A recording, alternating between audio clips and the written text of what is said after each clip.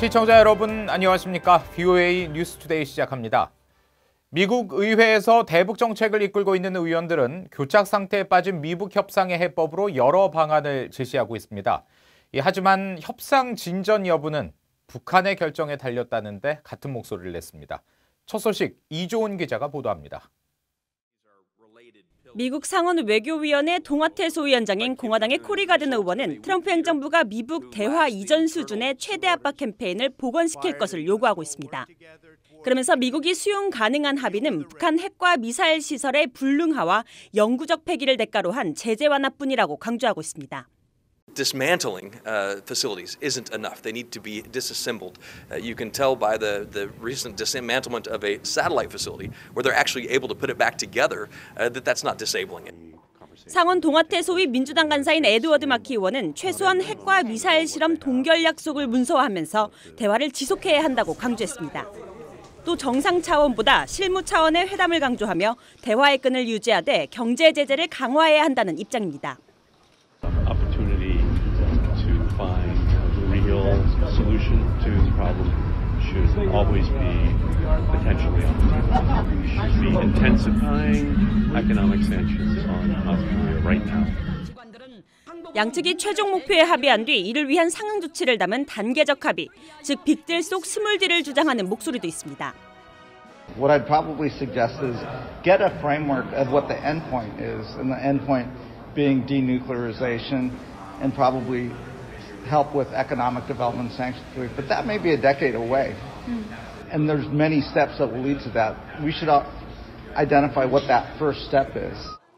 베라 의원이 제안하는 첫 번째 스몰딜은 영변 핵시설의 완전한 폐기와 검증을 대가로 부분적 제재 완화 또는 개성공단과 같은 남북 경협 한 가지를 재개하는 방안입니다. 상하원 외교위 지도부 의원들은 이 같은 여러 해법을 제시하면서도 미국의 전략 변화는 제한적이며 협상 진전 여부는 북한의 결정에 달렸다고 지적했습니다. It depends on what Kim Jong-un does. If he does something foolish, and that would, maybe show what's going to happen next. 이런 가운데 마이클 맥카울 하원 외교위 공화당 간사는 북한의 비핵화 합의를 이루기 위한 미국 최고의 지렛대는 중국이라면서 트럼프 행정부가 중국의 제재 위반에 적극 대응할 것을 주문했습니다. VOA 뉴스 이존입니다. 최근 독일 법원이 베를린 주재 북한 대사관을 임대해 영업하던 숙박업체에 대해 영업 중지 판결을 내렸다는 소식 전해드렸는데요. 폴란드 정부가 북한 대사관의 불법 부지 임대 문제를 해결하기 위해 노력하고 있다는 입장을 VOA에 밝혔습니다. 오택성 기자가 보도합니다. 유엔 전문가 패널은 폴란드 수도 바르샤바에 있는 북한 대사관이 미디어와 의료, 부동산, 광고업체 등 최소 9개 업체에 임대를 했다고 밝혔습니다. 폴란드 외교부 대변인실 관계자는 수도 바르샤바 내 북한 대사관 부지 불법 임대 현황에 대한 VOA 질문에 이메일을 통해 답변했습니다. 폴란드 정부는 북한 대사관 부지 불법 임대 문제를 해결하기 위해 지속적으로 노력하고 있으며 폴란드 외교부가 관계기관과 협조해 바르샤바에 있는 북한 대사관의 상업 임대를 종료시키기 위한 방법을 지속적으로 취하고 있다고 설명했습니다. 그러면서 현재 상황을 지속적으로 감시하고 있으며 다음 단계로 취할 수 있는 방안에 대해 분석하고 있다고 덧붙였습니다. 현재 북한 대사관 부지를 임대하고 있는 폴란드 업체의 구체적인 현황에 대해서는 언급하지 않았습니다. 유엔 안보리는 지난 2016년 11월 북한의 5차 핵실험에 대응해 채택한 대북결의 2321호를 통해 북한 소유 해외 공간이 외교 또는 영사활동 이외 목적에 사용되는 것을 금지한다고 명시했습니다. VOA가 전문가 패널이 지적한 9개 업체의 홈페이지를 통해 현재 주소를 확인했더니 의료기관과 영상업체 등 최소 4개 회사의 주소가 북한 대사관으로 돼 있습니다.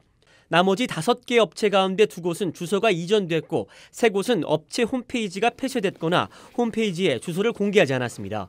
이와 관련해 폴란드 외교부 관계자는 지난해 8월 VOA에 폴란드 당국은 전체 해당 업체들에게 해당 부지 임대가 제재 위반이라고 홍지했고 이에 따라 많은 업체가 임대 계약을 종료했다고 답한 바 있습니다. 유엔 측은 해외 북한 대사관을 통한 이런 불법 임대 영업이 폴란드를 포함해 독일, 불가리아, 루마니아, 파키스탄 등 5개 나라에서 이루어지고 있다고 밝혔습니다. 이런 가운데 독일 베를린 사법당국은 최근 현지 북한 대사관이 임대해 영업 중이던 숙박업체에 대해 영업 중단 결정을 내렸는데 이런 움직임이 다른 나라에서도 이어질지 주목됩니다. VOA 뉴스 오택성입니다. 미국 재무부가 북한의 불법 금융거래 단속을 위해 외국 정부는 물론 민간 공조를 강화하고 추가 지침을 제공할 계획이라고 밝혔습니다. 재무부는 6일 테러 단체의 자금 세탁과 불법 자금 조달 근절을 위한 미국의 전략 보고서를 통해 금융기관들의 감시와 대북 제재 이행이 허술한 틈을 타 북한의 불법 금융거래와 제재 회피가 여전히 이루어지고 있다고 지적했습니다. 그러면서 미국의 금융 시스템 허점을 이용해 북한이 불법 자금 거래를 했던 와이즈 어네스트호 사례와 암호화폐 등 디지털 통화를 목표로 불법 자금 탈취에 나서고 있는 북한 해킹 조직을 사례로 거론했습니다. 이 북한의 핵 생화학 무기에 자금을 조달하는 이른바 확산 금융 위협에 가장 많이 노출된 국가로 중국을 지목한 보고서가 나왔습니다. 또 북한 합영, 합작회사의 불법 활동을 찾아내고 대응하는데 국제금융계와 법조계의 관심이 높은 것으로 나타났습니다. 지다겸 기자가 취재했습니다. 영국의 합동군사연구소 루시와 미국의 자금 세탁 방지 전문가 협회는 확산 금융에 대한 대응과 관련해 각국 금융법조계 종사자 366명을 대상으로 설문조사를 했습니다. 확산 금융은 핵 생화학 무기의 제조, 획득, 개발 등에 사용될 수 있는 자금 또는 금융 서비스를 제공하는 행위입니다. 보고서에서 응답자의 3분의 1, 33%는 북한의 확산 금융 위험에 가장 많이 노출된 국가로 중국을 지목했습니다. 또 응답자의 20%는 중국 다음으로 미국을 꼽았습니다. 한국은 10%, 그리고 이란이 9%를 차지했습니다. 보고서 저자인 영국의 합동군사연구소의 에밀 돌 연구원은 VOA에 중국이 북한과의 지리적 접근성 때문에 확산 금융에 노출될 위험이 가장 높다고 설명했습니다. 금융허브인 싱가포르, 홍콩, 말레이시아 등은 1, 2%밖에 안 되는 것으로 나타났습니다. 보고서의 저자인 에밀 돌 연구원은 동남아 국가들도 확산 금융 위험성이 높다면서 금융법조계 종사자들이 실제 상황을 제대로 인식하지 못하는 것으로 분석했습니다. And it's surprising to me that not more respondents identified Singapore, Malaysia, and Hong Kong as very exposed to North Korea risk. 보고서는 또 북한의 확산 금융과 관련한 UN 대북 제재 이행과 관련해 북한 합영 합작회사의 불법 활동을 찾아내고 대응하는 데 가장 관심을 두고 있다는 응답이 36%를 차지했습니다. 반면 전체 응답자 중 9%만이 북한 해외 공간의 불법 금융 활동에 관심을 두고 있었는데 이 역시 현실과 동떨어지는 응답이라고 돌 연구원은 지적했습니다. And that might be the case on paper, but actually we see a lot of North Korean embassies also having a quite sophisticated network around them.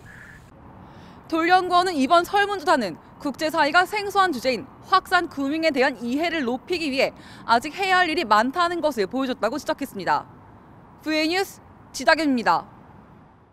유엔 안보리 대북제재위원회가 신종 코로나 바이러스와 관련한 대북제재 면제 요청이 있을 경우 신속하게 대응할 것이라는 입장을 밝혔습니다.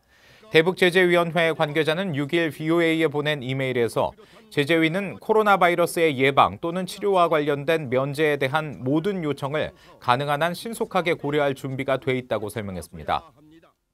미국과 한국이 신종 코로나 바이러스 여파 등으로 오는 3월 초로 예정된 연합훈련 연기를 검토 중이라는 일본 언론 보도에 대해 한국 국방부가 사실이 아니라는 입장을 밝혔습니다. 한국 국방부 측은 7일 언론을 통해 한미 당국은 훈련 연기를 검토한 바 없으며 이미 작년과 같이 규모가 조정된 훈련 계획을 세워놓고 있다고 설명했습니다. 일본 아사히 신문은 앞서 미국과 한국이 북한의 도발 자제를 유도하고 신종 코로나 바이러스 확산에 대응하는 차원에서 연합 군사훈련을 연기하는 방안을 검토하고 있다고 보도했습니다.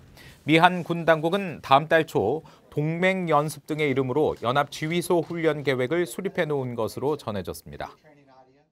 미국 정부가 지난달에 이어 이달에도 탈북민 1명을 난민으로 수용한 것으로 확인됐습니다.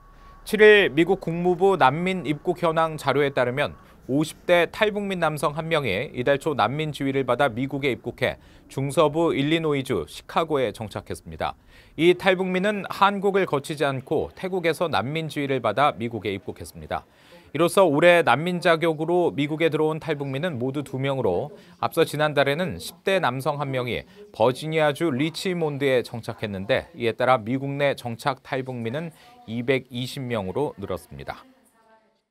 이상으로 VOA 뉴스투데이 마칩니다. 함께해 주신 여러분 고맙습니다.